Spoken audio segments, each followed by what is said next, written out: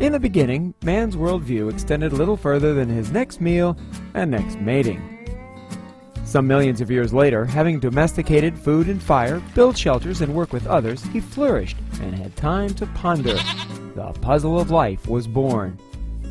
He noticed amazing things he didn't understand: seasons, movement of the stars, and diversity among creatures. Being unable to explain them, he concluded that an all-powerful being or beings must be responsible. Religion was born. Eventually, one of his religions that became very powerful was Christianity, the Roman Catholic Church. The puzzle of life, as seen by the Church, comprised a single piece: God. By the year 1500, it was taken as fact that we were God's special children, on His special place, and that everything else revolved around us. The heavenly bodies, all perfect spheres, circled the earth in perfect circles. Institutions of higher learning didn't question any of this, for they feared being labeled a heretic. The Church dealt very harshly with heretics. Then along came Copernicus.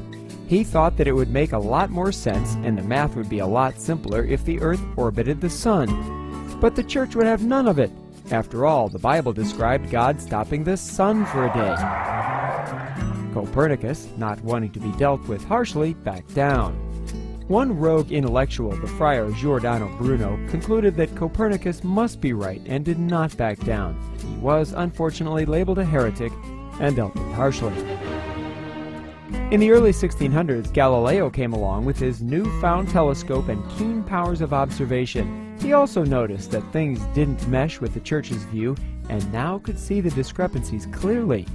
He showed that indeed the Earth was spinning, that it revolved around the Sun, that the Moon's surface was not smooth, and numerous other contradictions to Church thought. Naturally, this enraged Rome. In 1633, an inquisition finally got Galileo to recant his heretical theories to avoid being dealt with harshly. But Galileo showed that in fact the puzzle had many pieces. They fit together amazingly well, and that God would eventually be relegated to the puzzle's background as science continued to fill in blank spots. It became apparent that whenever science contradicted religion, science eventually was proven correct. Johannes Kepler filled in details on planetary motion.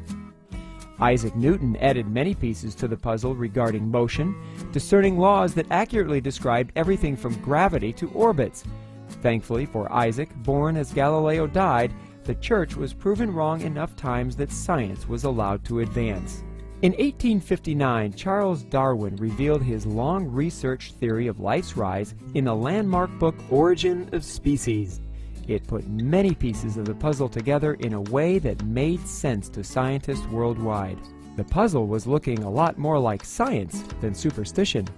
Nuclear theory, Einstein's relativity, and increasingly powerful telescopes filled in even more pieces which fit together remarkably well, reinforcing each other. Evidence for an ancient universe mounted. Nuclear dating techniques were developed that dated both rocks and past life, which meshed with ages coming from astronomers and predicted by evolution. By 1950, science found evolutionary theory indispensable. Then, when genetics burst on the scene, it gave powerful reinforcement with techniques that became acceptable enough for use as evidence in courts. Evidence from many disciplines poured onto the puzzle with amazing fit, all converging to show an Earth of over 4 billion years old. And yet, in the face of all of this evidence, religious fundamentalists cling to archaic beliefs, passing off religion as science. They hold that the universe is only a few thousand years old in spite of overwhelming evidence to the contrary. They pick out the dwindling holes of scientific understanding as a reason to toss entire bodies of evidence, relying on religious texts for guidance rather than the scientific method. We can only hope that reason will eventually win out and that humanity will rise above the superstition that blinds so many to the obvious. Only then can we get on with the task of really piecing together the amazing puzzle of life.